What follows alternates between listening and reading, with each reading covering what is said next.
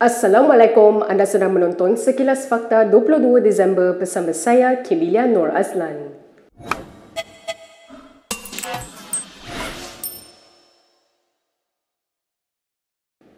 Pandangan Abdul Hadi Awang berkaitan dosa jemaah haji dan umrah yang tidak mengundi perlu diperhalusi. Demikian kata bekas setiausaha Majlis Syura PAS, Khairuddin Aman Razali dalam satu hantaran di Facebook.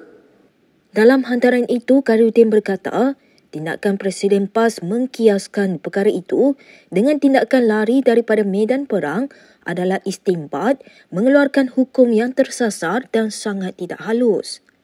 Justeru kata Khairuddin, fatwa itu perlu diperhalusi kerana kesannya besar kepada umat Islam.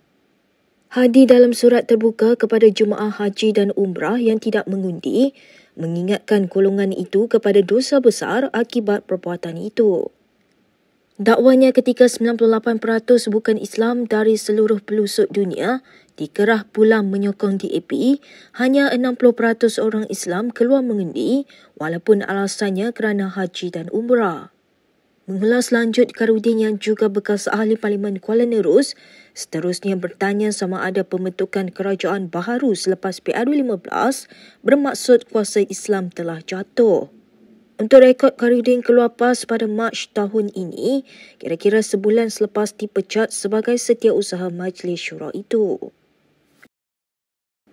Veteran UMNO Syahrir Samad secara sinis menyindir pemimpin PAS yang sentiasa suci dan bersih. Katanya ini meskipun Menteri Besar Terengganu Ahmad Samsuri Mokhtar bercuti di luar negara ketika Terengganu dilanda banjir besar. Dalam satu hantaran di Facebook, Syahrir berkata, pemimpin PAS menolak PRU15 diadakan pada musim banjir, namun boleh pula pemimpin mereka bercuti ketika rakyat berdepan musibah. Semalam bekas ahli Majlis Kerja Tertinggi MKT UMNO Lokman Nur Adam mendedahkan Ahmad Samsuri sedang bercuti bersama keluarga di Auckland, New Zealand ketika banjir besar melanda negeri di bawah pentadbirannya. Lokman membuat pendedahan itu melalui siaran langsung di media sosialnya semalam. Menurut Lokman, Ahmad Samsuri dan isterinya berlepas ke Auckland pada 11 Disember dan hanya dijangka pulang hari ini. Susulan itu, Esko Kebajikan Pembangunan Wanita dan Keluarga dan Perpaduan Nasional Terengganu, Hanafi Ahmad, mengesahkan bahawa Samsuri berada di luar negara. Bagaimanapun katanya, tidak timbul apa-apa isu berhubung cara pengurusan banjir di negeri itu kerana keadaan terkawal walaupun Menteri Besar tidak ada. Kita ke perkembangan berikutnya. Najib Razak tidak bersedia memberikan keterangan hari ini sebagai saksi pada kes perbicaraan Syahrir Samad. Bekas Perdana Menteri itu memberitahu Mahkamah Tinggi beliau tidak bersedia memberikan keterangan tanpa kehadiran peguamnya Muhammad Syafiq Abdullah. Najib yang merupakan saksi pendakwaan ke-23 memohon keterangannya diberikan pada 5 Januari depan dengan kehadiran peguamnya. Beliau memaklumkan Syafi'i kini berada di luar Kuala Lumpur, oleh itu tidak dapat hadir hari ini. Najib berkata demikian pada perbicaraan kes bekas ahli Parlimen Johor Bahru itu yang didakwa membabitkan diri dalam pengubahan wang haram dengan tidak melaporkan pendapatan sebenar dalam borang cukai pendapatan. Syahrir berdepan pertuduhan gagal mengisytiharkan RM1 juta yang diterima daripada Najib. Syahrir menerima wang itu melalui skeping CM Islamic Bank Berhad bertarikh 27 November 2013 kepada Lembaga Hasil Dalam Negeri LHDN.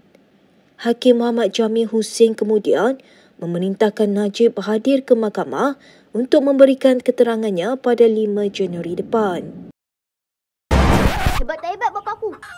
Orang ni nak tolong dah. Yalah tu. Sembang apa tadi? Bersumbu. Kita pasal bapak suka tolong orang. Nasib baik ada mengingatkan. Berita seterusnya, Khairuddin Abu Hassan melancarkan serangan terhadap munafik politik dan pengkhianat dalam Parti Pejuang Tanah Air. Khairuddin mendakwa pihak itu sentiasa melawan keputusan mesyuarat dan menikam belakang Dr. Mahathir Mohamad. Khairuddin mendakwa terdapat segelintir dalam parti itu cuba melawan keputusan dibuat Dr. Mahathir secara konsensus untuk menutup kelemahan mereka dengan menyalahkan orang lain. Tidak menamakan secara khusus sasarannya itu, Khairuddin bagaimanapun mendedahkan terdapat ketegangan dalaman antara dia dan pihak itu. Beliau mendakwa mereka menuduhnya Timbalan Presiden Pejuang Marzuki Yahya dan Setiausaha Politik Dr. Mahathir Mohamad iaitu Abu Bakar Yahya mempengaruhi bekas Perdana Menteri itu membuat segala keputusan atau pendirian politik yang salah untuk parti. Khairuddin tidak mendedahkan lanjut butiran berkaitan ketegangan dalaman itu. Ketika mengumumkan peletakan jawatannya kemarin, dia cuma mendedahkan hilang keyakinan terhadap kepimpinan Mukhris Mahathir. Malaysia kini sebelum ini difahamkan terdapat ketegangan dalaman berpunca daripada hala 7 parti selepas kalah teruk dalam pilihan raya umum lalu. Perdana Menteri Anwar Ibrahim memberi jaminan dia sedia bekerjasama dengan semua pihak termasuk negeri yang diketuai Kerajaan Pembangkang. Anwar berkata langkah itu diterjemah menerusi lawatannya ke Kelantan, negeri pertama dikunjunginya sejak berkhidmat sebagai Perdana Menteri. Anwar berkata demikian pada sidang media selepas mengadakan lawatan di Pusat Pemindahan Sementara PPS di sebuah sekolah di Pasir Mas malam. Turut hadir Menteri Pendidikan Fadlina Siddiq, Menteri di Jabatan Perdana Menteri Sabah Sarawak dan Tugas-Tugas Khas Armizan Muhammad Ali dan Menteri Besar Kelantan Ahmad Yaakob. Mengulas lanjut, Anwar berkata dia sedia menerima kunjungan daripada Ahmad bagi membincangkan isu pembangunan negeri itu.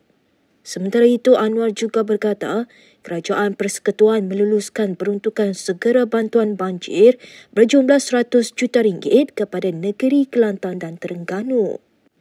Anwar juga mengumumkan bantuan wang ihsan kepada mangsa banjir turut diberikan berjumlah RM1,000 kepada setiap ketua isi rumah yang berpindah ke PPS, manakala RM10,000 kepada keluarga yang kematian ahli keluarga akibat banjir. Terdahulu Anwar sempat meluangkan masa kira-kira 30 minit menyantuni mangsa banjir di PPS berkenaan dan mendengar taklimat berkaitan situasi banjir di Kelantan. Pasukan Operasi dan Menyelamat berjaya menjumpai 4 mangsa terbaru insiden tanah runtuh di Batang Kali. Perkara itu disahkan Agensi Pengurusan Bencana Negara menerusi Facebook yang memaklumkan penemuan itu. Ini selepas genap seminggu operasi pencarian mangsa di Fathers Organic Farm Gohtong Jaya yang berlaku Jumaat lepas. Menurut Facebook Jabatan Bomba dan Penyelamat Selangor, mayat mangsa iaitu 2 kanak-kanak dan 2 individu dewasa, masing-masing lelaki dan wanita, ditemui pada jam 10.39 pagi tadi. Keempat-empat mayat itu ditemui pagi ini sekaligus menjadikan korban tanah runtuh meningkat kepada 30 orang. Operasi itu disambung semula pagi ini selepas ditangguhkan pada 10 malam semalam. Seramai 94 orang terjejas akibat tanah runtuh di tapak perkhemahan tersebut awal Jumaat lalu. Daripada jumlah itu, 61 berjaya diselamatkan. Pasukan penyelamat meneruskan misi mencari 3 lagi mangsa masih belum ditemui setakat ini. Berikut beberapa lagi ringkasan berita untuk hari ini.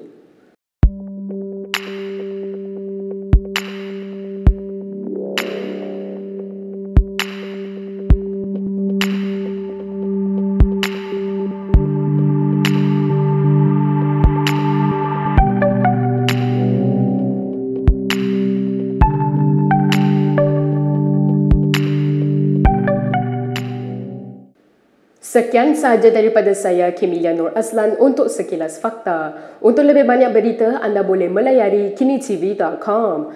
Anda juga boleh mengikuti kami di Instagram, Twitter, YouTube dan Facebook. Salam hormat dan jumpa lagi.